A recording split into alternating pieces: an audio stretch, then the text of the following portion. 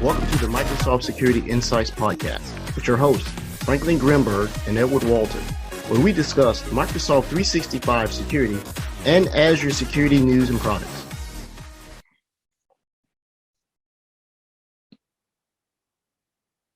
Recorded June 29th, 2022. Good afternoon, Franklin. Good afternoon, Brody. Good afternoon, Rod. How's everybody doing? Awesome. Doing good. How are you? Doing good. I'm all right, man. I had a moment today. I called Rod the vent, and he just listened to me. Yeah. Like, he can call me anything he wants. He can call me anything he wants. And I just sit down and I've been in, and I felt much better after talking to Rod today. I'm just frustrated with something I was trying to get done, or someone was trying to get me involved in. And but no, good week. Not super busy from a technical side from my standpoint. I am having the dickens on trying to get the Cisco Firepower data connector in Sentinel to work. And then Rod gave me a little bit of insight on why it's probably that way. And you're right, Rod, it is broken because the instructions don't line up. And I figured out a couple of things with Python, like this is the reason, right? And then you read the fine print. Oh, if you're using Python 3, you must use this. Okay. So I got in, and you have to write the onboarding script, and then you have to make sure that you what Python is when you run to set up a self collector, which all the data connectors are really in Sentinel and nothing more than self and syslog, right? There are a few APIs, which the API calls are probably background integration with the Microsoft products, but if it's a third party, it's probably self or syslog, right? And people say, well, if that's just that, why you need the data connectors? Well, the data connectors generally have intelligence, and Rod and or Franklin, correct me, they parse the data for you and normalize it for you. Yeah. And so I could do it manually, but I can't write parsers like Rod and Frank, right? You don't want me parsing your data. You could have 200 gig of logs coming in and get one column. That'd be bad, right? I rename every column Scooby-Doo characters. I'll name all mine Transformer characters. Optimus Prime, Megatron, Bumblebee, there I'll be there. Cool. What else did I do? I'm reading a blog from, is it Shallow about being able to use Sentinel for Active Directory investigations. Is a pretty good blog. Nice. I'm actually watching one of our previous guests, tech community posts /blog/video, TJ, about I am attacked. What do I do next?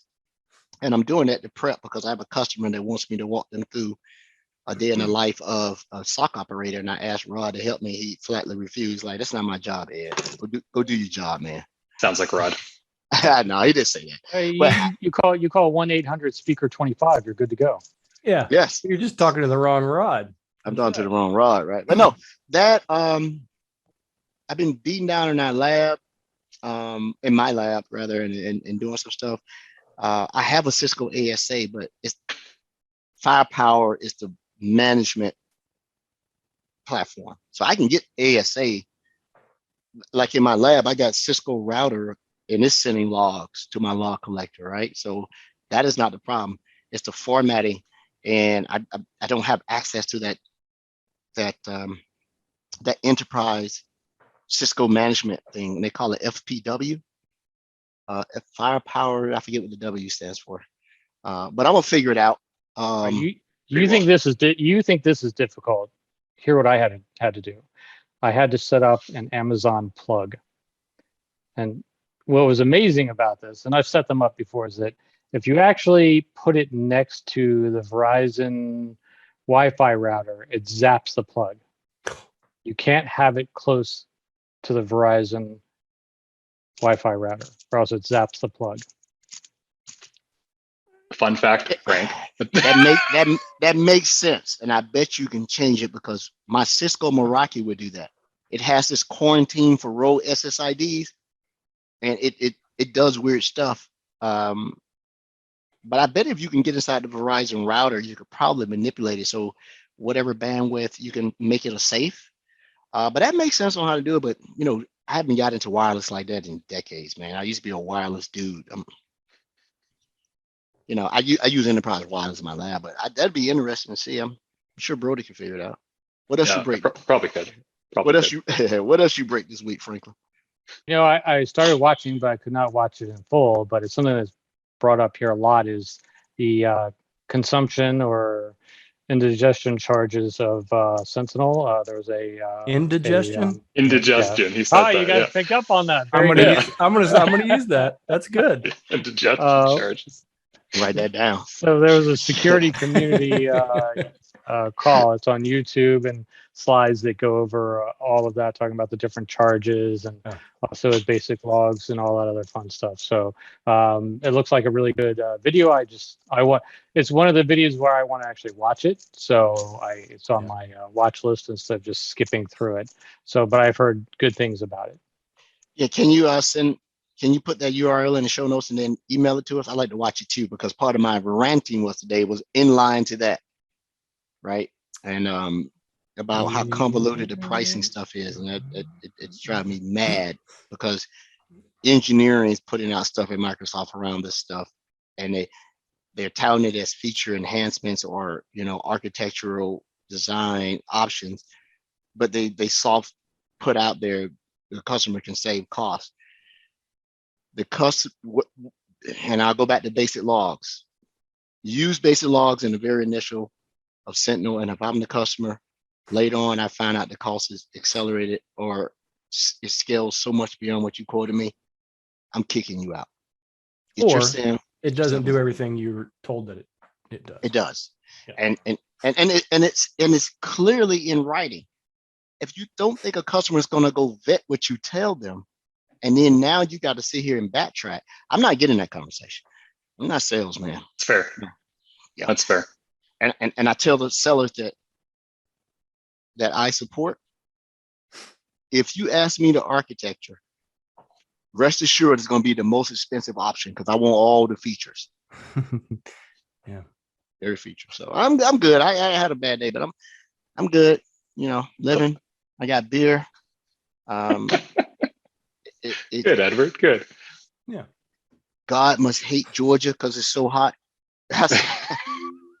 It's boiling down there. Yeah. It's so hot. I saw a bird walking, just walking. Yeah, I'm done with that. Yeah. Yeah. Hopefully on the pavement. I walked up on the bird, and the bird's like, you're walking. I'm like, yeah, I feel you. So I see. What about you, Rod? What's the next? Yeah, I was going to talk about Brody. I'm kind of excited that people were contributing to your GoFundMe to get you better pictures. Wow. You don't like these pictures? These are. Well, I like those pictures. They're different than what we're used to, right? You had that one mud fingerprint thing. It's a map of Mars, okay? Just because the camera can't show the entire. There's no life on Mars. There's no life on Mars. Well, I mean, you don't know that, Rod. I don't think you can confirm that. As Nick will tell us today, always verify. I think we need more people up there to verify that. There is life on Mars because they keep walking over to the rover and turning the off switch. Yeah, it's a glitch. Yeah. It's like, and the Martian's like, who keep turning this on? We send a signal. It takes a week to get there, and that thing turns back on. Yeah, it's running Windows XP. You got to reboot it every day. I bet it does run it. Yeah, Windows XP or 11. Vista. Nothing's going on with me. This is what I told my manager this week. He said, "Hey, what's up? What's going on?" I said, "Nothing. It's end of fiscal year at Microsoft. I'm out of the office next week. There's literally nothing on my mind. I spent the last 3 days getting everything out of my inbox and off my to-do list so I don't get dinged when I get back. So that's about it." Yeah, I'm Microsoft's getting to close out here fiscal year tomorrow. Yep. Yeah, that's right. I'm in the same boat. I've been basically off. I've been working on nothing but my golf swing and mountain biking and waxing and cleaning the boat, which is a real pain in the butt. I think I'm just going to get my father-in-law a gift to get the boat detailed next year, so I don't have to do any of that. It's crawling under a boat, scrubbing the bottom of the hull. It kind of sucks. So it's worth to pay someone. I got a friend in the boat, and he pays it. And when a professional does it, they get it in dry dock and get it up, and they can get to it, and they put the good stuff on. It'll last 3-4 years. You got to touch it again, right? But you got to sort of get up under here I'm using sponges and like Lysol, and I'm just scrubbing underneath, and it's just dripping on my arms. And I'm like, this sucks. How much does it cost to go get this detailed? You don't have a pressure washer? Yeah, but he wants to like actually scrub off the stuff, and the pressure washer doesn't like get all of it off. So he wanted me under there like scrubbing at it, and I'm not going to argue because he lets me use the boat for free. So whatever he wants, I'm into it. But yeah, I'm going to get it detailed next year. Winterizing the boat is far easier than getting it ready to get put in the water. I'll give you a secret tip that I'm not a boat person. I have friends with boats, right? Okay. Did you just say you have friends that are boats? I have friends with boats. I have friends that are boats. They're boat people.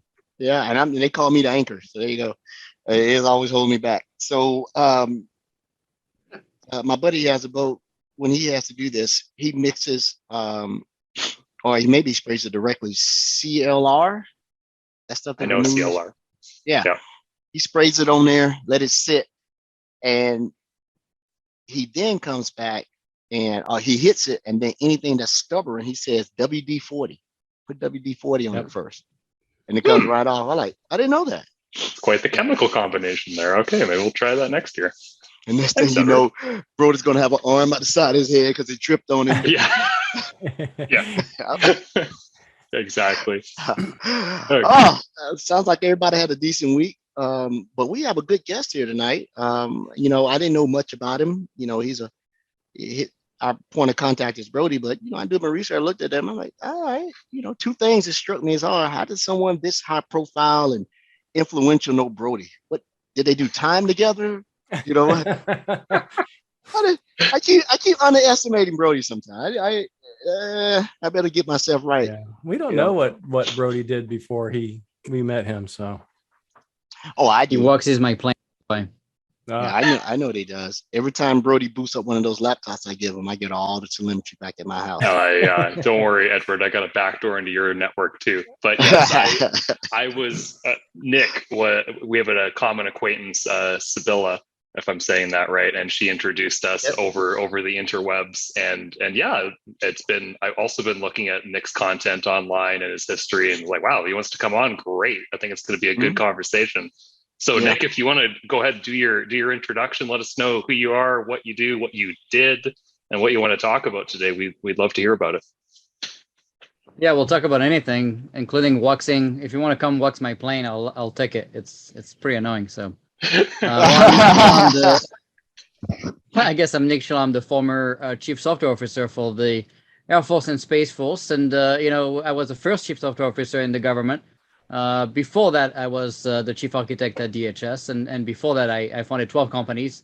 Obviously, you can tell with my French accent that I moved from France, created my first company back in France. I was 15. I'm 38 now, so I've been an entrepreneur for many years. Was lucky, I guess, to make enough money not to worry about money and go and serve in the government. Literally a month after I became a U.S. citizen, started DHS, to push zero trust and cyber best practices to protect the grid and all the water supply and everything else we care about. And after that, I pushed the DevSecOps to DoD and really kind of disrupted the normal course of business of the department to bring DevSecOps with Kubernetes and Service Mesh with Istio and all the cool stuff on jets and bombers and space systems, all the way to nuclear system, which often get people a bit scared, but we know what we're doing usually.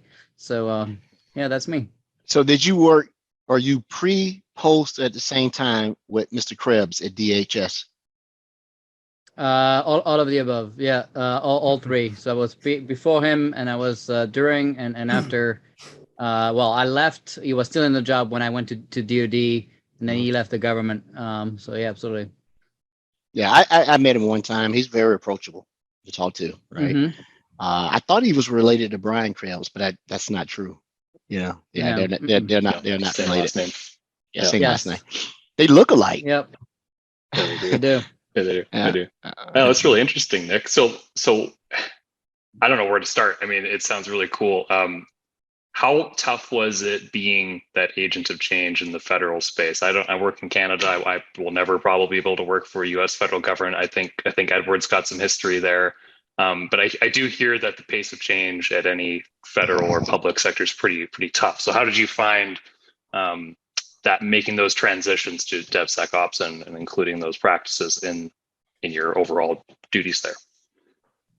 Yeah, I think what was interesting, of course, is the DoD is a special beast, right? First, you have to deal with the military side of the house, and obviously coming from France and my accent and everything else, I think I probably spent 3 months just demonstrating I was legal and I had to the right to be here in the Pentagon. Just joking, but it's pretty true.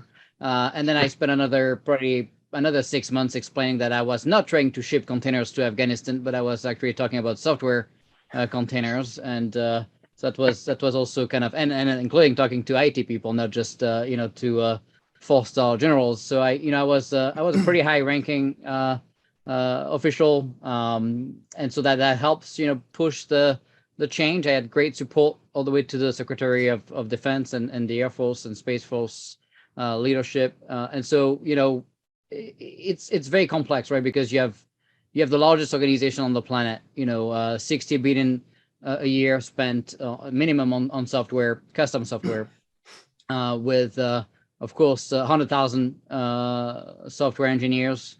Most people don't know that. That makes the DoD the largest software organization, although the output is probably not as good as what a much smaller team would be producing. But it's certainly the largest and the most bureaucratic, and the also with the most silos, and that kind of compounds the problem. You're trying to move legacy programs, some that are 50, 60 years old hardware, with jets and bombers and things like that. And you're trying to move to DevSecOps and, fail fast, learn fast, don't fail twice for the same reason. You're trying to deliver capabilities to the warfighter multiple times a day and not, once every 5 years or 10-year cycle. The velocity of IT, as is kind of crazy. People struggle with learning. So I had to create, curriculums for 100,000 people, how to self-learn. Obviously you can do classes. It's not gonna work. So, everything is just more complex, painful, but it's also, it's kind of funny, right? Because as an entrepreneur, having people in 12 countries and, it's a lot of stress and a lot of pain too, but it's pretty exciting. But I can tell you, my most incredible time in my career was definitely serving the people and kind of delivering tangible value outside of stupid mobile apps or website or whatever I did before. And it's just I worked a lot with Microsoft. We did the Surface table. We did Kinect for Windows, a lot of B2B stuff, but a lot of WPF.net stuff, fun times. But made a lot of money. Thank you, Microsoft. But the thing is, I had no kids when I started, and then I stayed 3 years in DoD, and I had twins plus another daughter, so 3 daughters. So 3 years later, 3 kids. That gives you a lot of perspective when it comes to what's going on with China. I think we don't do a good job enough kind of showing what we see, and we overclassify things, so we can't talk about a lot of the stuff we see. But I can tell you, the innovation going on in China and the IP being stolen from U.S. companies and the U.S. government, the number of cyber incidents and the volume of attacks, and what's going on with the security on the grid and all the critical infrastructure, that gives you kind of a little bit of an awakening. I think we're pretty complacent because there's really nothing happening here yet too much, right? We've seen maybe the pipeline getting hacked and a few things like this, but people move on with their lives. Maybe for 4 days the price of gas went up and people started freaking out about gas on the East Coast for a few days, and then of course it comes back, and then everybody moves on like nothing happened. And what I've seen is it's pretty concerning. I'm actually very concerned about our ability to compete and innovate, and the amount of money wasted. It's kind of, but it's been the most impactful and the most rewarding time. At the same time, it's been the most frustrating time. It's kind of funny, right? And then you leave and you're like, I don't know what to do now, because I was playing with satellite and nukes, and now I'm not going to go back to mobile apps. You know what I mean? So it's kind of a pretty mind-boggling experience. So people, that debate, whether or not to go and serve. It's definitely going to be a pretty big pay cut for people, but there's nothing like it. So pretty exciting. Yeah, I had a stint where I'm ex-military, plus I did some agency support through numerous jobs. I covered federal Microsoft for a little while, but someone more experienced in this. But than me took over. But let me ask you this question. Do you think that a lot of the disclosure is not necessarily 100% because it's classified about what these other nefarious persistent threat actors are, or is it because you don't really talk too loudly because we are doing the same thing? And by we the United States. So you can't throw rocks, right? Yeah, no, it's a fair point. I think that definitely the offensive side of cyber, I would argue that the U.S. government is probably the best at it, right? And next would come China and Russia. But I think the volume of attacks that we see on the commercial side, and particularly also after going after the critical infrastructure side, is way out of whack right now, and we should at least give a little bit more insight to the citizens so they understand first that we don't have access to best solutions out there, because as you probably know, many companies don't want to work for the US government. They don't want to take the time or the energy it takes to get things accredited, and it's painful, it's slow, right? Although I drastically improved that. We helped over 750 companies get access to the highest classification levels, and really start selling the software and their containerized capabilities to DoD. And so we kind of removed the barrier to entry for companies to do business with DoD. And we had $1 billion of grants a year, a lot of pretty exciting things that helped us kind of remove some of those barrier to entry. But there's also a lot of people that just refuse to do business with the government for other reasons, including maybe not really understanding what the military is about, right? I think there's a little bit of complacency also on the new generations that fail to understand where the freedom that we enjoy is coming from, and so that kind of scares me a little bit, because people need to understand that China is not a friendly nation, and they're not going to wait for us to wake up.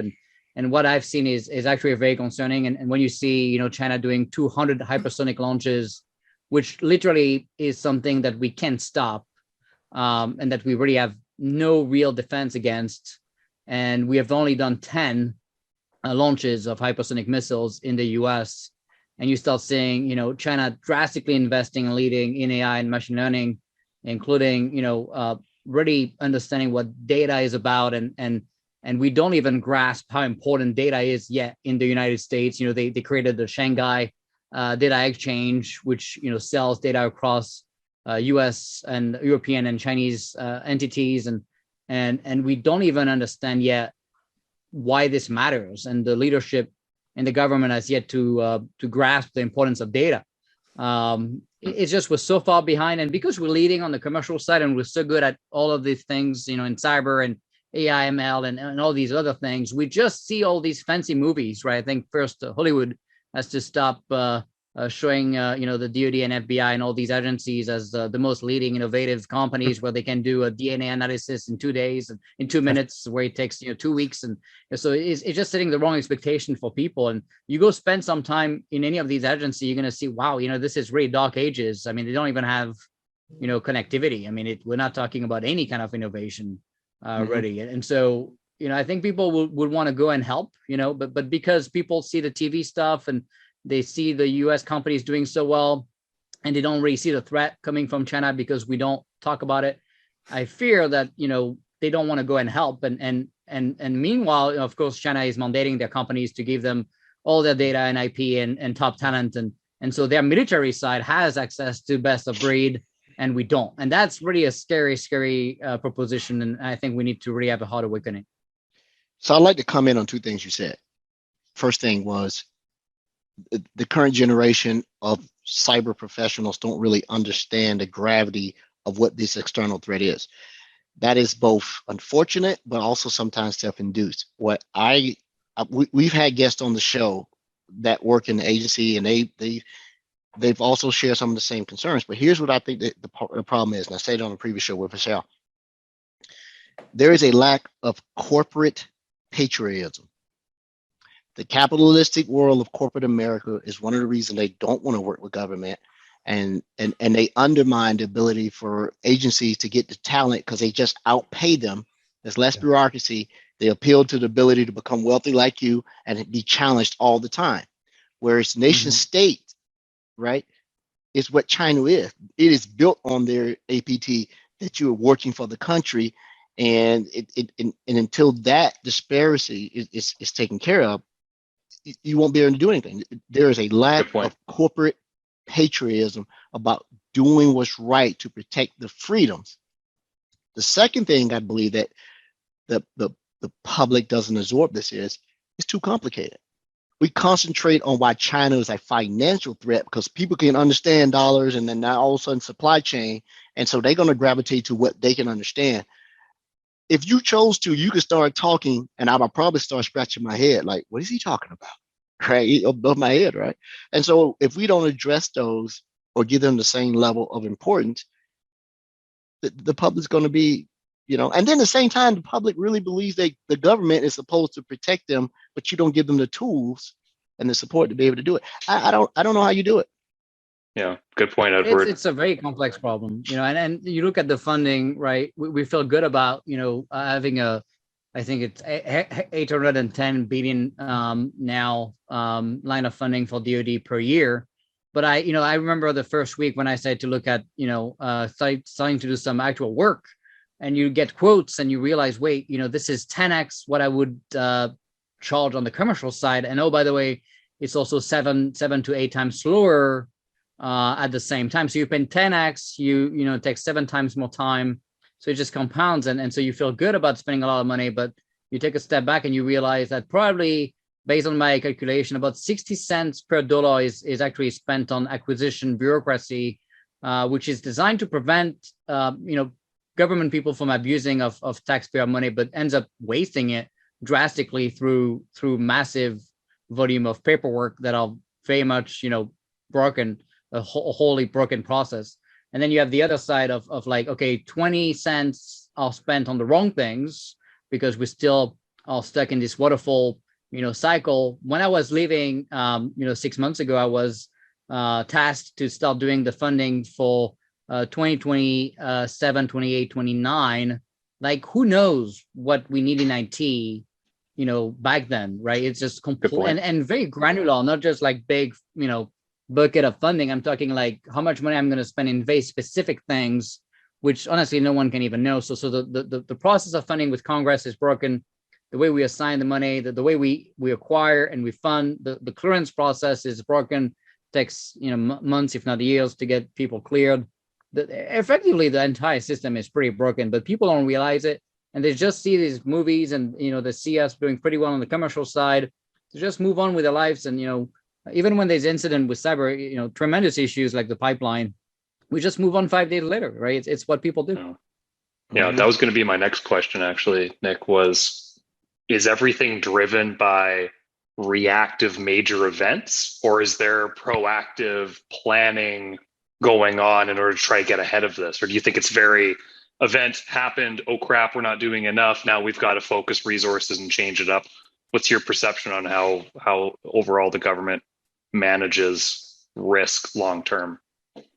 Well, I guess it depends, right? There's definitely a lot of proactivity because you asked to start thinking about what you're going to be spending money on in 2029, but maybe it's too proactive to even make any sense, right? I mean, who knows what's going to happen in IT in 2029? I mean, if you're that good, maybe you should really go into DoD for a while, but I could not bet, exactly what would be the right kind of technology to focus on. I mean, I was betting on Kubernetes in 2022 and 2021 and so on, but who knows in 2029, right? So there is some proactivity, but it might be completely out of reach of common sense. And then you have the other side of reactivity, where something like, of course, what's going on in Ukraine or people living in Afghanistan, where it is going to come and disrupt all the focus on the next generation things, and people are going to go back to focusing on today, which is not healthy too, right? You want to of course address the problems that you're facing, but you also want to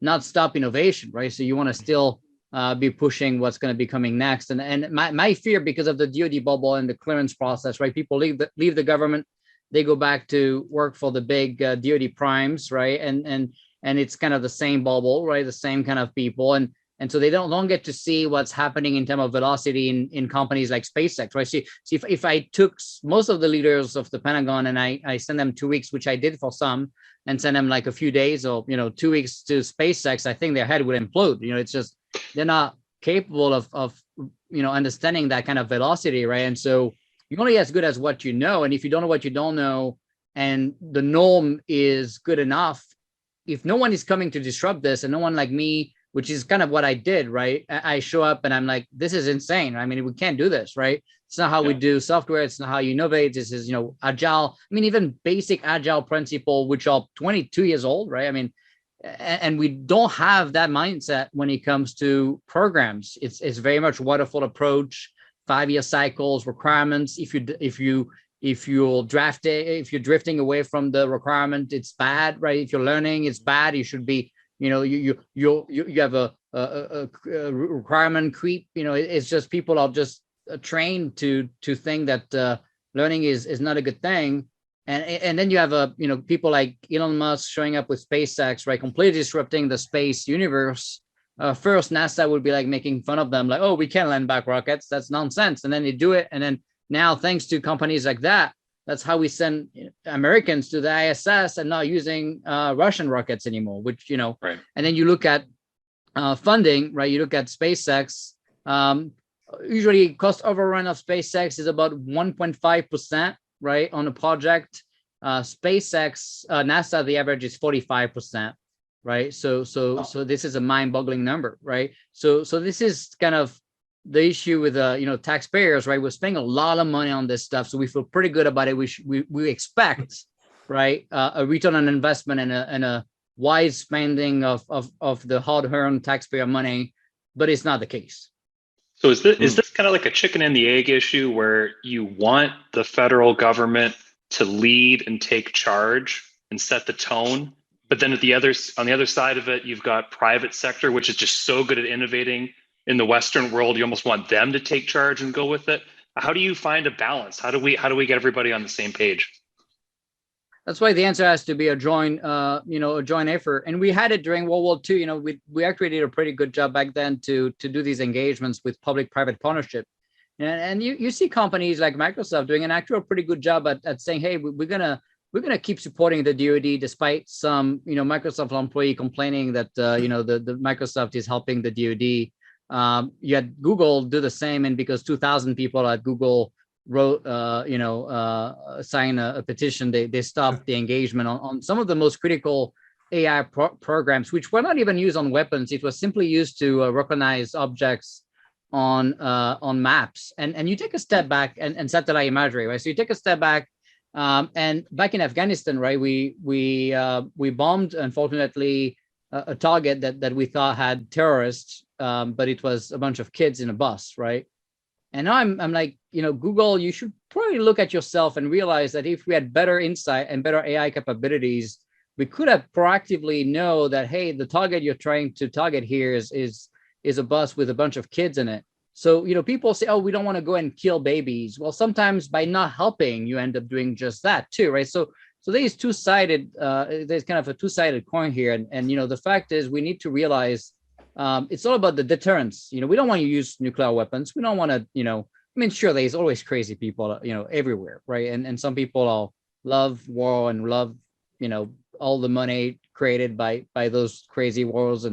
But most people that I met just want to do the right thing for the nation, and not supporting them and not giving them the tool that we enjoy as civilians every day, that are common sense, right? The thing that you use, you go on you go on Waze, you go on whatever tool you're using to go somewhere, or to get an Airbnb or whatever the case may be, right? It's all pretty convenient stuff that's became common sense, but none of that exists on the government side, and it's a pretty scary world, Yeah, and unfortunately, there's not an easy fix for it. But once again, it goes back until you can't just dump on corporate. The government has Yeah. to be easier to work with, Yeah. 100%. right? And I think until you change this, I said this on one of our previous shows, you have to change the thought leadership. There are too many Yes. old colonels, 1-stars that are still there, and their Mhm. egos won't allow them to realize we are beyond you now. We need some new blood Yeah. to come in. And Well, until that's you why I can made a fix lot that, of noise, because I'm disrupting the little bubble, right? Because that's kind of a design. It's not an accident that the clearance process is so difficult. And even to get to a senior role in DoD, right, you have to be appointed or you have to go through a very specific process that most people would not want to do, right? So it's designed on purpose to limit the access to senior roles. And that way you control the little bubble and makes it pretty difficult for people to come from the outside. It is doable, but it's very, very painful and very, very difficult. Just having to divest all your equity, all your stock, and all the stuff I had to do, and losing a lot of money to do that on top of the salary losses. Most people would probably not want to do that. And there's a balance, right? I think there's definitely things that can be easily solved through better leadership, but there's also the fact that people need to maybe take some make some sacrifices, to serve the nation to some degree. I'm not saying you need to go bankrupt, but it's important stuff, and people need to realize, I hope better than it's too late to come and help us, because what I've seen, I can tell you as it is, our kids have no fighting chance to win against China 20 years from now. And I hope people realize that, because, it's a real threat. It's not just an abstract thing. And when their kids are, facing that problem, it will be too late to fix it. well, I have two questions around that. We keep harping on China, so let's put them to the side really quick. Okay. And we're going to put North Korea, Iran, and whomever cyber APTs or adversaries are. Let's talk about the U.S. real quick. Mhm. We've already discussed the deficiencies of what we are. What about our allies? Are they struggling like this also? So, NATO is doing okay. That the beauty, at least, is they're not spending as much money and they have less waste, but they're also obviously spending less, so they don't get as much. So, Mhm. so unfortunately, when we think of the broader scheme of things, often we just put most of the NATO nations to the side and move on, because they're not going to really make a big difference, right? You have some key nations, of course, the UK, right? Australia a little bit, Germany, France, right? That could make some impact, right? But the fact is, it's anecdotal compared to China, Russia, and the US, right? So that's just what it is, and I had a discussion a few weeks ago with a 5-star general in charge of the army in France, and I was telling him about the 60 billion of funding we have in software, and he paused and he looked at me, was pretty, shocked, and he's like, we have a 50 billion budget for all of the French military. And so effectively you're spending 10 billion more just in software than our entire budget of the entire, Army, Navy, Air Force of France. I would say the way we go about doing allocation via government contracts, I wouldn't call it spending, I call it wasting, right? I agree. So I told you, I think it's 90 cents on the dollar. So it's pretty significant. Mm-hmm. And, So and maybe second, that, but keep in mind, they do a little bit better, but they don't do it great as well, right? They kind of have the same limited bubble, the same limited partners. It's actually worse because we have more companies than they do to support them, so they're very, and by the way, if you look at who is supporting for things like jets and things, it used to be 150 companies and they bought each other. And now you're down to only a few companies that can even provide services around aircrafts. And so now you're very much locked in, and you don't have a lot of options. So how are they going to compete if they know they're going to win anyways, because there's only 2 options? So it's an easy solution. And Congress, the whole funding cycle and the lack of understanding from Congress of agile principles, they want to see schedules. They want to see 5-year schedules and things that just don't make sense for software, and even I would argue for hardware innovation things. So it's you have to rip and replace a lot of the system to make it work. well, we don't have enough big brain people to realize global threats to sovereignty and security, because China knows, and most other country knows, if you come at us one-on-one on a particular issue, the response is equal, if not greater, and the talent is there. But you look at China, and because they don't have the bureaucracy, right, which is a benefit in some instances, but definitely a liability, they are doing this on 3 different fronts. And those 3 different fronts are distracting the United States. They're trying to become the world's financial superpower. They're trying to become the world's cyber superpower. And you've already said it. They've launched over 100 and we've launched 10. They're going to become the world's military might power, with the understanding the draconic way is nuclear confrontation. But don't nobody want to do that. There are no winners. That's what I did in the Navy. There are no winners in a nuclear exchange at all. No, for sure.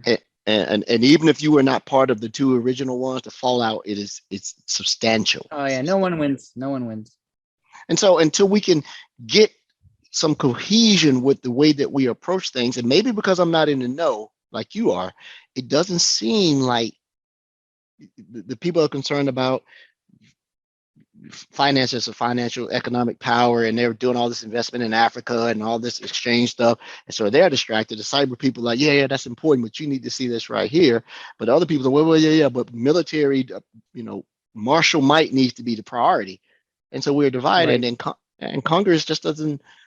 There's a lot of old thinking there that needs to be purged. Yeah. We need to start with term limits, but everybody agrees except Congress, of course. But there's a lot of things that are designed right on purpose. They're supposed to work for the people, but you could debate that maybe a little bit, right? But I don't know the number, but that they by 2020, 112 million Chinese will be sci-tech personnel. So that means that's literally a third of the United States that will be like expert in IT and science, and we don't have anywhere close to those numbers. So we would need, and you look at, we gave away our entire supply chain all the way to basic medicine like penicillin. We can't even make penicillin, which is so important, right? Well, you can't make it today in the United States without China. It's just mind-boggling. Well, they go back. I visit China several times. I'll give you a little perspective. China sacrificed their environment to become the manufacturer of the world. It was hard for me to breathe over there in Shanghai and a couple of places, right? Oh, it's tough. And then the lack of corporate patriotism and capitalism, with a parentheses greed, like, well, let them destroy their country and build everything, but not realizing eventually they cut you off, right? Yeah. Whether intentionally or pandemic driven, and now you're scrambling. And so I term limits. I used to say age limits, but I forget the term when you discriminate against age. Plus, I'm old now, but I do believe term limits. It's the way you do it. Yeah, time is important. Yeah. A good reason why as I felt I had to go to from DoD right after 3 years is I was becoming part of the problem, because I was getting complacent and used to the lack of velocity of DoD. So my schedule started to move from a commercial practice to a DoD schedule, and so I was becoming part of the problem, right? So leaving and coming back and going and going, I think is very healthy. Smart. Okay. And new folks coming in, new innovations. So it sounds like you're a big no one proponent. Came, so that's not good. That's my role is still in field after 8 months, and it's not good. And so and since then, actually, a lot of top leaders that actually were doing, and it's always like that, right? The good ones are the one leaving, the bad ones obviously stay there. So we lost a lot of the good ones that were actually making a lot of great change because of frustration. And at some point you also need to come out of it and take a like you said, you want to leave China to take a good breath of air, because same thing with DoD. If you stay too long in the Pentagon with no cell phone, and I mean, you have to imagine being in a building where you would probably find out that we were attacked before me, because you would have a freaking notification on your cell phone, and in the Pentagon we'll be in meetings without devices, so it's just it's a pretty different beast, so it is. I want to ask you one more, and I know Rod or Frank may have a question, and the answer is probably not either or, but maybe in the middle. Has the CMMC mandate been more of a hindrance or a help? So I non-concurred on the first version of CMMC a lot, and I was pretty vocal about it. First, because it was not based on NIST. There was a lot of new controls came out of nowhere with no coordination with NIST. It was also pretty scary because they were mandating it before the first award. So that would mean new startup would never be able to participate, because that would mean they would spend a ton of money to get certification before even getting the first contract, which really makes no sense. So there was a lot of things I disagree with. The 2.0, they address most of the stuff I complained about, but there's still a lot. I still think it's a having a secret sauce DoD certification thing is not good. Ideally, I would want to see it like broader government wide.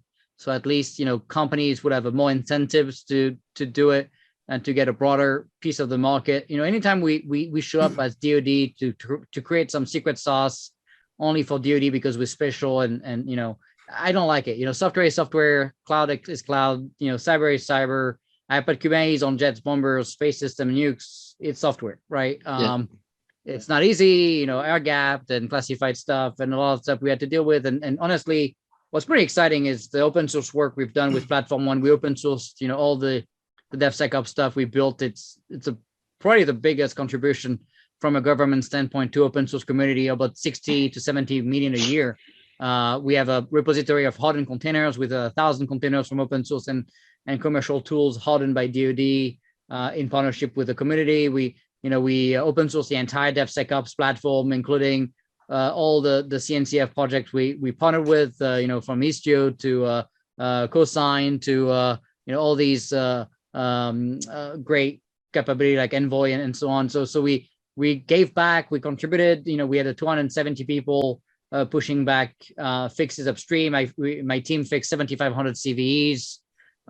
So we did a lot of great stuff. I'm complaining a lot and making it look pretty sad, but we also demonstrated that with a very small group of people, and in 3 years, we're able to make a massive impact to the behemoth that is the DoD. And I can tell you, I talked to telcos and banks and healthcare companies, and they tell us we're so far ahead of them when it comes to a DevSecOps adoption and platform, and the abstraction, cloud agnosticity, ability to deploy anywhere, air-gapped edge, from satellite to clouds, to air-gapped to classified clouds. We've done more stuff, and my cloud deployments between Amazon, Microsoft, Google, and Oracle was the largest deployment in the world. And we succeeded at doing it when Jedi failed, miserably, and so things are doable, right? It's just you have to be willing to go and not think about yourself and ask for forgiveness later. And I find that when you have momentum and you have the courage to go and run, I've yet to see someone put themselves in front of me to stop me. Most of the time I would either run them over or they would just move, right? So that's why, good people like that go in the government can make a drastic impact. I mean, it has to be in the right condition, the right setting, the right leadership. But I think it's been such a, not only an honor for me and my family, but like the impact we've had, is still lasting. And I had people call me and say, hey, I've been here for 30 years and I've yet to see anyone do as much as you've done in 3 years, period, full stop. And I was like, wow, that's the greatest compliment I could ever get, so. Yeah, it is honor and service, right? And you're doing a bang up job.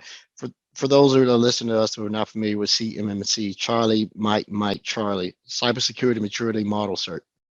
We tend to use acronyms. Don't tell everybody. I think that's right. Which one is it? Is it Charlie or is it? Oh, I'm sorry. It's Charlie. It's Charlie, Mike, Charlie. There you go. Okay. That's it. So it's taking things back to basics. So we're talking about CMMC, and so for listeners that are straight up security, what is this Sec DevOps thing or DevSecOps? What is that? Yeah. So the way I describe DevSecOps, I guess, is the evolution of DevOps. So for people that maybe don't know what DevOps is, I guess, is the ability to continuously deliver capabilities to production with incremental changes and really having that baked in security. And it's through a CI/CD pipeline, right? Continuous integration, continuous delivery, streamlining the software lifecycle process, really removing bottlenecks and impediments to do it at the pace of relevance with baked in security and not bolted on security. The way we think of DevSecOps, though, it's kind of deeper than that. Most people think of security in DevSecOps as, hey, we're going to do some static code analysis, scanning, and stuff like that. We're way past that, right? It's for us, a DevSecOps platform is also running in production. So it's an orchestration stack. We use Kubernetes and the service mesh with Istio. so we can orchestrate the stack in production, in runtime. It's able to do continuous monitoring with AI ML based prevention. We do moving target defense, so we kill containers every 4 hours to go back to immutable state. We embrace GitOps. The source of truth is in Git. Everything is in Git, and you know exactly what the system should look like and behave. So you have the full behavior aspect, but then you have zero trust, right? Enforcement. So container A to talk to B has to be whitelisted, and that mitigate the ability of a malicious actor to laterally move across the stack and get to your cron jewels. And so we have a pretty deep and pretty innovative, and most people are pretty impressed with the cyber stack we ended up building to prevent both the malicious actors to get into the system and then to laterally move. And if you keep killing everything every 4 hours and go back to immutable state, and oh, by the way, we harden the containers and we self-update them. So if there's a new release or a CVE that we patch, it's going to self-update every 4 hours. I mean, we drastically reduce a lot of the nightmares, right, that people are facing when they have to update software and do their patch management, manual stuff. And so we remove humans from production, automate, ruthless automation, right? GitOps mindset, everything in code, right? Infrastructure as code, configuration as code, compliance as code, policy as code, right? So it's pretty cool stuff. And honestly, for people that love tech, they just, my team had the most fun in the world. I mean, you're touching satellites, you're doing things that people dream about. So let's say I want to do a career change and I want to move over to that field. How do I get started? Where do I go? Is there Microsoft learning stuff, or is there a specific, how would I start? Yeah, there's definitely a lot of content from Microsoft, but I would argue, I guess, no offense, it's a little bit biased to Microsoft technology. So it's it's teaching you things, as a Microsoft play, and I like to be agnostic, right? So I would rather look at some of the CNCF trainings, right? The Cloud Native Computing Foundation trainings have a great certification that's pretty hands-on and actually pretty good, because most cyber certification, and I sit on the board of many of them, so I can say that many are just, you can learn stuff and read a book and you're going to check a few boxes and you're going to get more than 70% and you're going to get a fancy certificate. That's kind of worthless to me, right? You don't really know the stuff. You can just talk about it, but you've never done it. So I like the CNCF model because it's hands-on. And, I could not find training for people that just get started or managers or sales or marketing or, people like that. Right. And so I'm creating my own curriculum because I just couldn't find anything out there that's not biased. You can find Red Hat stuff, or you can find Microsoft, Google, VMware, right? But it's very much pushing the secret sauce of VMware or Red Hat. And the main point of us pushing Kubernetes, honestly, in the government and DoD particularly, is one, to be agnostic to the cloud, so I can run the same container anywhere and have the diversity of options. But two, have the same enforcement of the cyber stack with the service mesh, and three, I can run out on at the edge and air gapped and weapon systems completely disconnected, without any cloud APIs, right? So you want to be able to run, particularly for DoD stuff, right? You're not going to have a full cloud replica of Azure Stack or Amazon Outpost or Amazon Snowball on a jet, right? So we've done pretty cool stuff, and the funny thing is, with a couple of years of experience in DevSecOps, the pay is mind-boggling. I mean, you would never find that. A junior guy with 2 years experience, I've seen up to $500,000 to $1 million salary, and there's a gap of 500,000 people right now in the United States. So that's almost as bad as cyber. And cyber is, kind of the same, but you see a lot of compliance people, right? Less so what I call real cyber people that actually know the actual cyber stuff instead of just the compliance piece. I'm not saying compliance is not important, but certainly security is a real outcome. And so, I worked a lot with NIST and helped creating and write the cybersecurity framework and all that good stuff. And it's important, but it doesn't replace technology and culture and people, right? Well, I have to say, I'd be really upset if I brag to people, yeah, I'm making $500,000 a year, and the person next to me goes, yeah, well, I'm making $1 million a year. So, I'd feel very small at that point. Well, there's that first 90 cents on a dollar, by the way. And here's where I'm going. Are they hiring?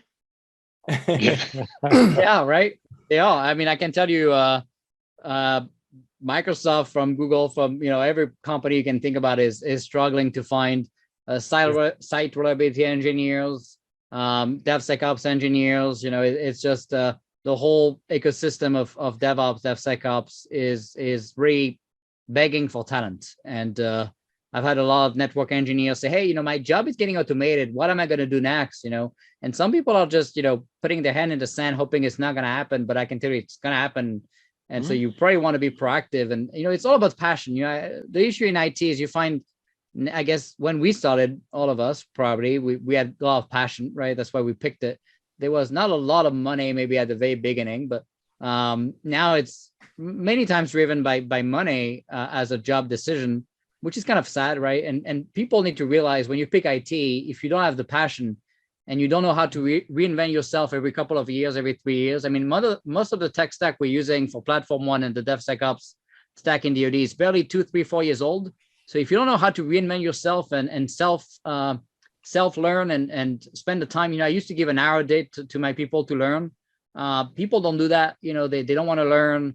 They are afraid of change. If you're in that category, you're gonna have a tough time staying a long time in IT moving forward, because the pace went from like a 10, 15 year cycle to 5, and now maybe 2, 3 year cycles. It's gonna be harder and harder. And if you have no passion, I don't know if you can do it. Sometimes passion is need to be exerted externally.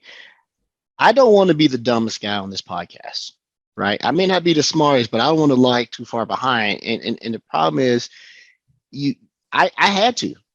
I see what Broden, I see what Frank, and I see what Ross doing. So I get my ass up and I dedicate time to study. And if I had to give any kudos, it would be to Franklin on this podcast, because he gave me the discipline to say, if you're going to study for this SANS GAC, you can't BS it. You got to do this. And he would tell you every morning at 6 o'clock. Well, the book, see it.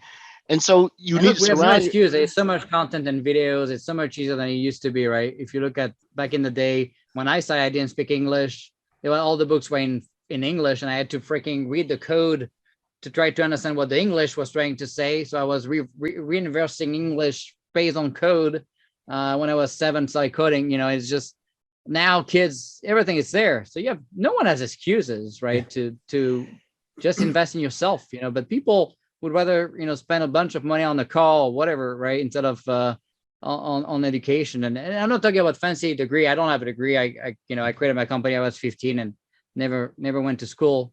It's pretty unique for DoD, by the way, but you can do it. Anyone can do it, right? So there's no excuse.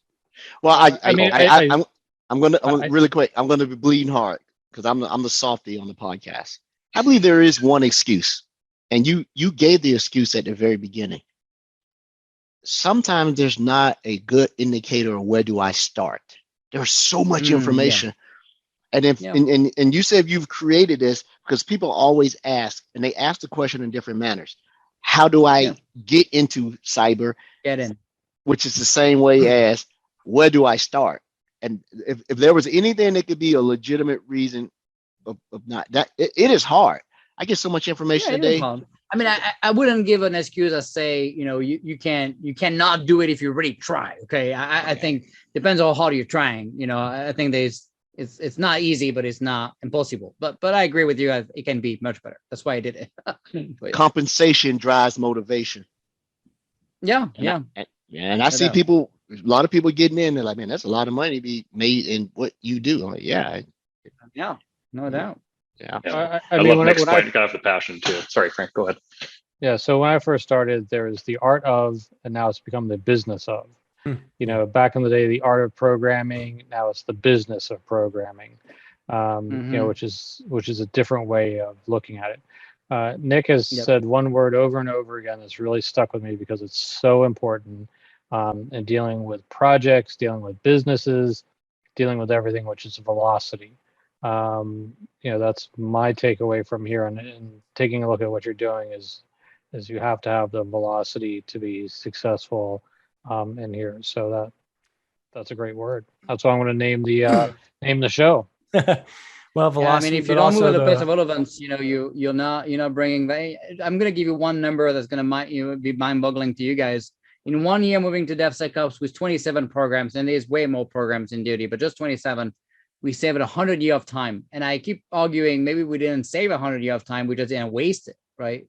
And that's just 1 year, and it's 100 years of time that compounds. And you look at programs like F-35, right? It's a trillion budget in 10 years with a T. Right. We if you save half of that time through automation and automation of accreditation and better feedback loop with the warfighter, so we don't build features we don't need to build, and we can focus on what works and what sticks and what they like and what actually makes a difference instead of us thinking it's going to work, right?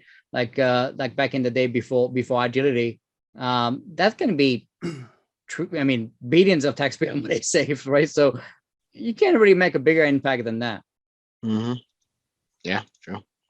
well, I think velocity is one piece of it, right? Ed already talked about that motivation for through compensation, but I think there's a bigger motivation. A lot of times, I think we talked about this early on, right? Some of this patriotism, if you want to call it that, but just literally knowing that there exist other people like you in that respect that are kind of in the same boat. Nobody wants to go and kind of branch out and do things on their own. Point, Rod. But you want to know that somebody's going to support you. And Nick,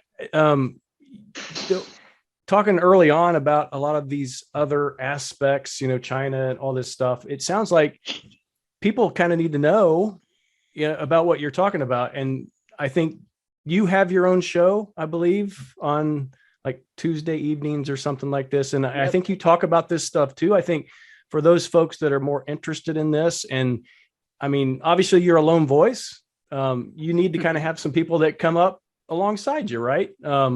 So how could our listeners kind of participate and engage with you or get, better educated about everything that you're talking about? Yeah, we have the show every Tuesday, 1 p.m. Eastern, in the nick of time, where we have guests and we have great discussions, on either technical, non-technical, culture. We touch everything from, acquisition to contracting to agility, and so it's a lot of fun.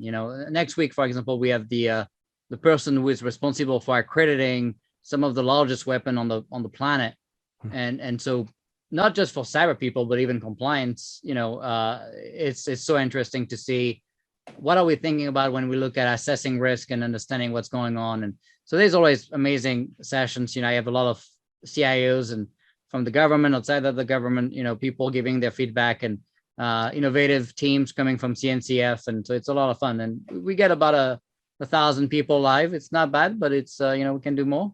So, yeah. Yeah. Cause like I said, I think it's an important message all the way around, all the way from DevSecOps to how literally trying to think of the right word. I don't want to say inferior, but obviously that's kind of the idea around it. How we're just not, we need to wake up a little bit, right? And figure out what's going on. I one of the things that I've realized over the past 2 or 3 years, and something within Microsoft that I've tried to evangelize to our customers and our partners, this area of cybersecurity, DevSecOps, everything is absolutely the next career. This is the place to be, and we're still kind of early days on this stuff, though. It's not a big leap for folks to do what they're doing now and just kind of make that move. No, it's just having the will and, some learning and thinking outside the box a little bit and, embracing some of the key principles of, fail fast, don't fall twice for the same reason. If you do it right, you're going to see tremendous results very quick, so that's a great motivator. It doesn't take a lot to start seeing results. I'm a little bit concerned. You mentioned, the country and patriotism.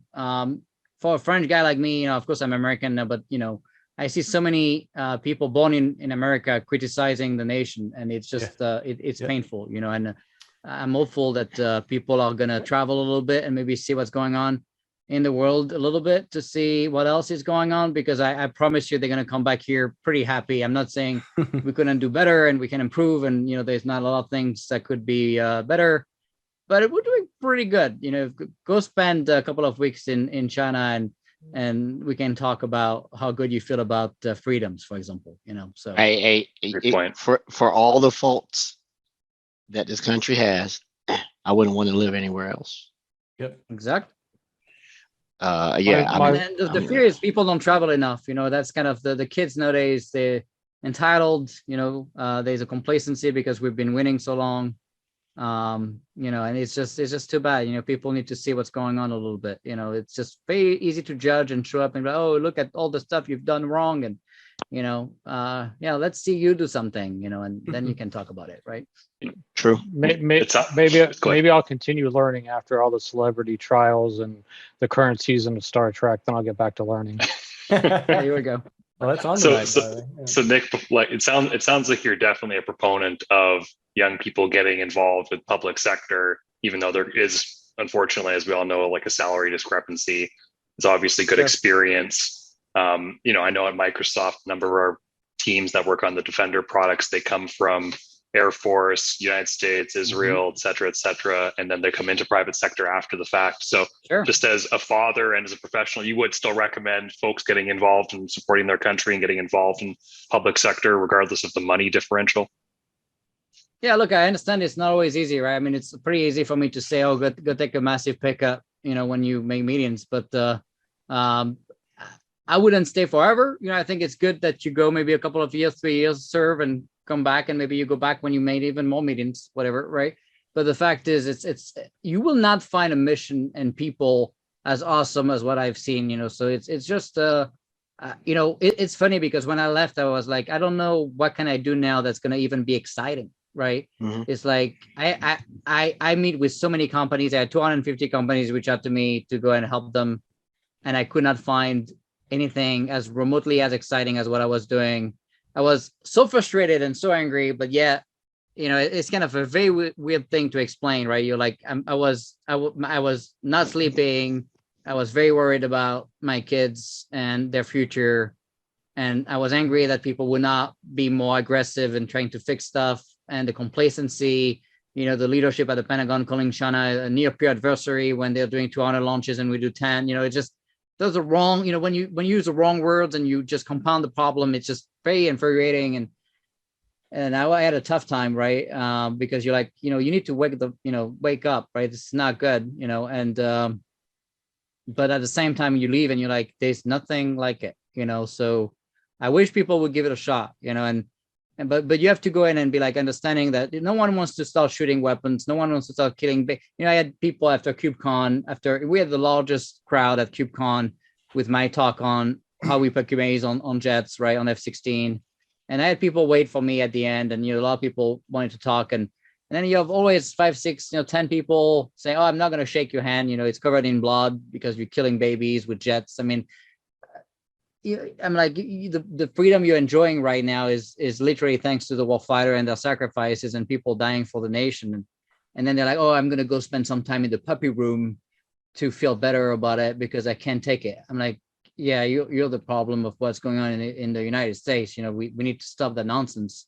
And that's the thing, right? They live in, there's a DoD bubble, but guess what? There's a Silicon Valley bubble that's also as toxic as a DoD bubble. So this country is not as silver as it used to be.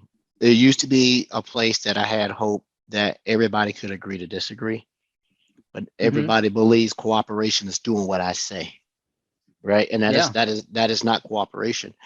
No. And freedom has never been free. Somebody pays, right?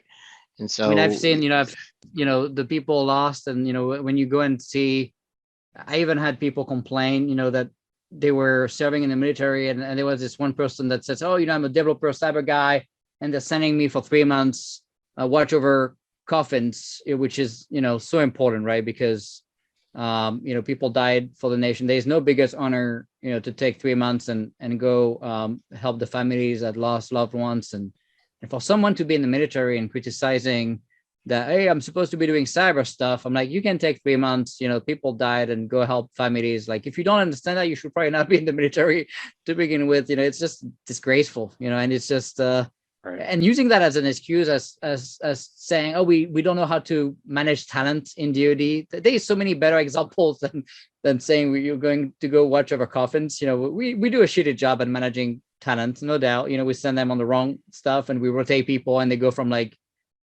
cyber to aircraft maintenance, and it's pretty Mhm. pretty terrible for people that want to have a career. Yeah. And I get it, it's frustrating, but the coffin stuff is nonsense. Well, You know?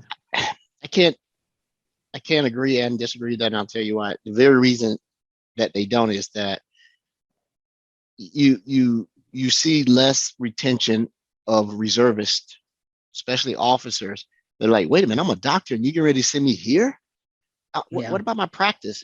So that is much more extreme than a cyber guy, because theoretically, unless Sure. you have some boundaries where you can't do certain work because of data governance or operating from a foreign entity, you can still sort of stay abreast, do your job a little bit. Sure. But yeah, but the government, the military has to be better at taking and understanding. I knew what his MOS or his rate was in the military, but this is his current skill, and I need to put him Right. here. For So sure. instead of me sending sure. him to do what you said, and it's necessary, but instead of sending him here, how about you do your reservist time and you go teach at TILs, or you go teach at one of these, Sure. transitional things, so that people are coming out of the armed forces want to get in cyber. Once again, it's an old mentality and the thinks and the mind share and the leadership. It has to be changed, right?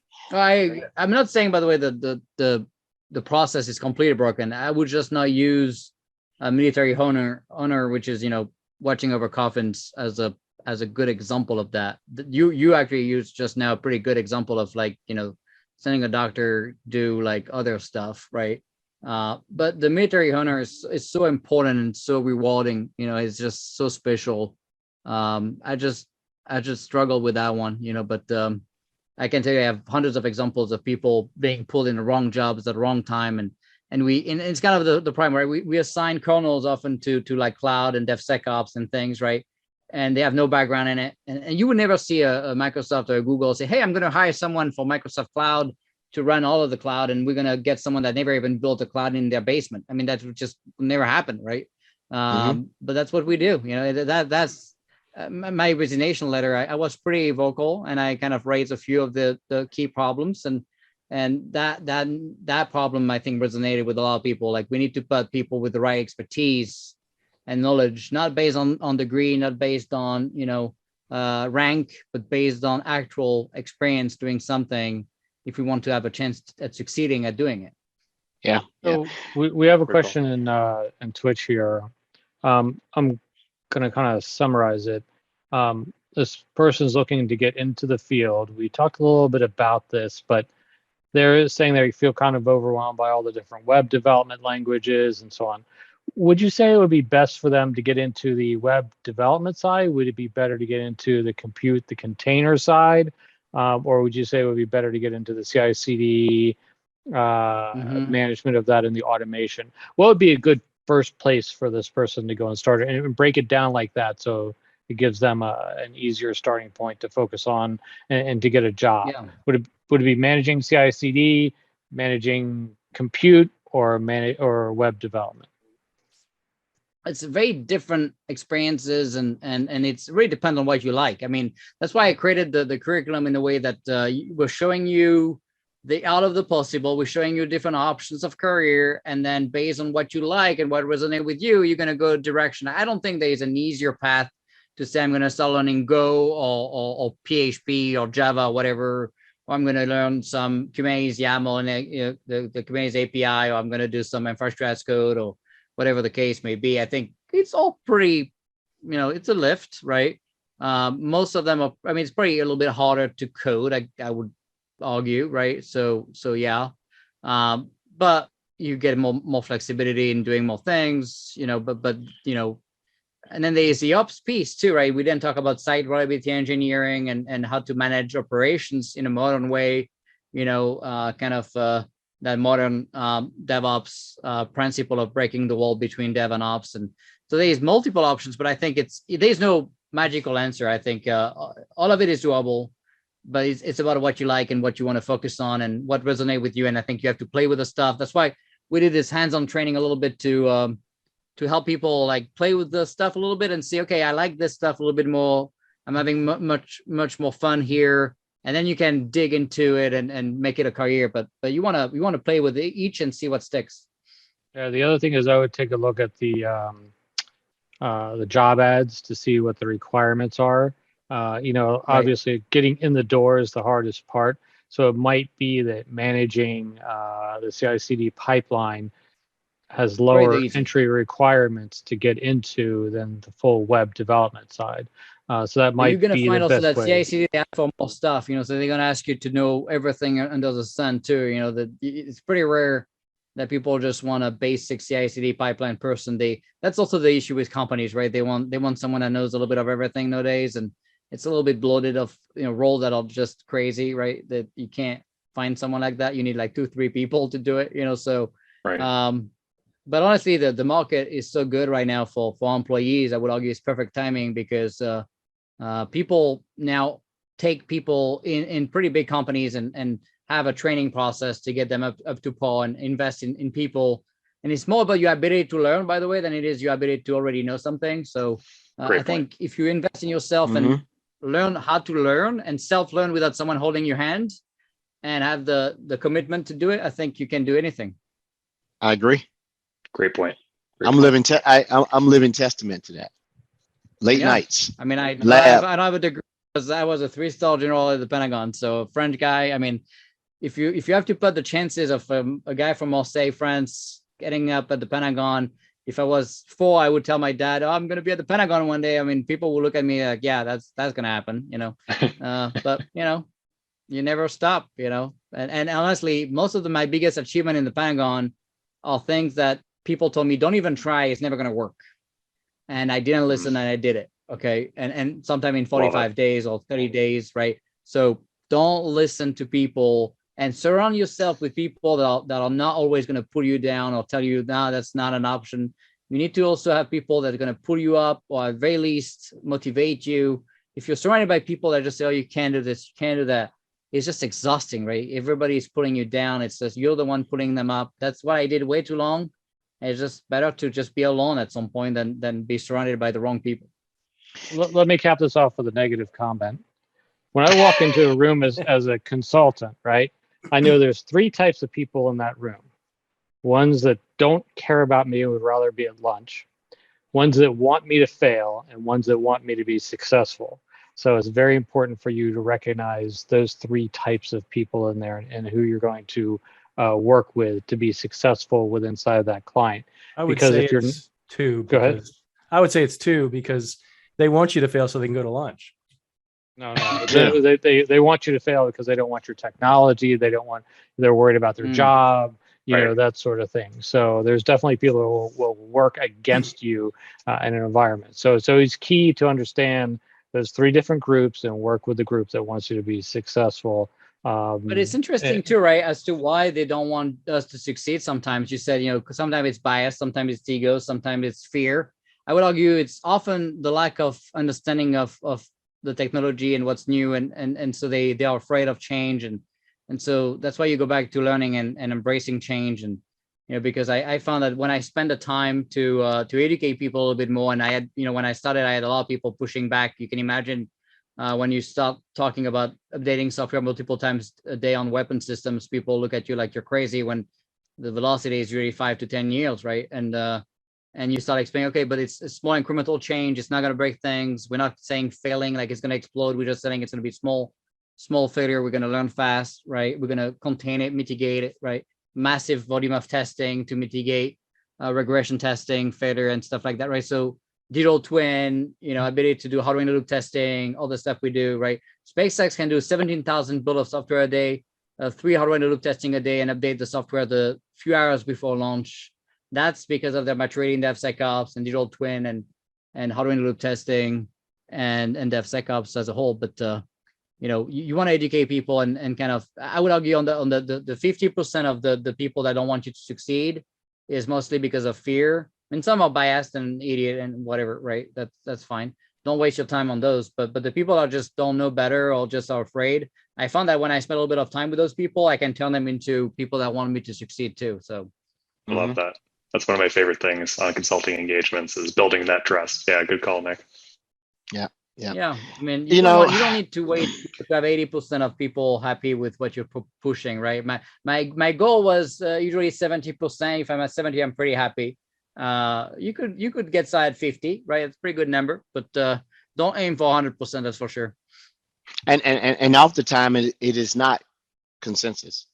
It is to find the man in charge and convince the man in charge. Sure. Everybody else is just voicing their opinion. This is not a democracy, right? I mean, there is no organization that is a democracy. Let's face it. Doesn't and exist. if you and anybody that's married understands that. Great point. Like right now, I keep hearing noise. I'm like, oh, He's dinner time. It's dinner Is it time. taco He's night? gotta. Yeah. You're in trouble. yeah. It's Well, okay. I'll do Edward's classic let's sign off speech. So Nick, thank you for coming on and making yourself available and responding. And is there anything you'd like? You already brought up your podcast, In the Nick of Time, which we all got a snicker of, and I think it's a great name. Are there any other places on the big bad internet where people can find you and your work? Is there something you want to promote? Anything at all? Please give us. Yeah, I mean, the it's floor is just yours. The one thing I like to show is go on the Platform One website. It's p1.dso.mil. We have all the open source work we've done with DevSecOps. We have all the architectural documents. We show exactly how we build DevSecOps. It's all open source. We have hardened containers. We have a lot of pretty exciting cyber concepts on there, and all the source code and all the documentation. So it's p1.dso.mil. If you Google Platform One, I'm sure it's one of the first. And go look at the freaking logo I picked for Platform One and tell me that's not freaking successful with Baby Yoda and Smokey the Bear. I love it. Look at that. Make it an official government logo. Okay, that's not Shadow IT. That's real stuff. Okay, so go do that in the government, then we can talk a little bit. But go check that out. And then I'm on LinkedIn. I try to share a lot of great access to that kind of content. So if you want to learn more and see what's going on, and definitely, I think the contribution we made to open source is pretty amazing. And we see 6 nations, 12 agencies, and about 20 Fortune 500 now contributing back to the code. And so it's pretty exciting stuff. That's really cool. Thank you. We'll put all that in the show notes, and thank you for sharing with them. I'm sure people are going to be reaching out and checking out those repos and those resources you listed there. Awesome. Excited. Edward, anything else? No, sir. This has been super enlightening. Nicholas is probably our third guest that has federal, experience that is deeply in it. Big shout out to Michelle, big shout out to TJ, and now the third one. There's definitely a need. There's definitely a lot of things. You were saying that nothing was exciting as where you work there, because right now there are no challenges and obstacles. When you ask for the money, you get it. When you ask for the head, you get it. The government, you had to battle. You had to battle. It's too easy. Too easy. And when there's no challenge, it's not fulfilling. In certain things, I don't want to be challenging all. I've got my battle scars. Yeah, just to be healthy. Yeah. Well, thank you so much. As he said, I have nothing else. I learned a lot. It's now I know who to follow, the expert here, so I can bother you and say, hey, what do you think about this? Right? and do that. Yeah, nice to meet you guys. This was a lot of fun. Yes, thanks for coming on. Awesome. Maybe we'll do it again, Nick, sometime soon. Yeah, love that. All right, perfect. Cool. Well, thank you very much. And everybody listening, have a great day. Thanks for listening, watching, and we'll be here next week. Oh, by the way, Frank, we need to get like an ending audio thing for our podcast.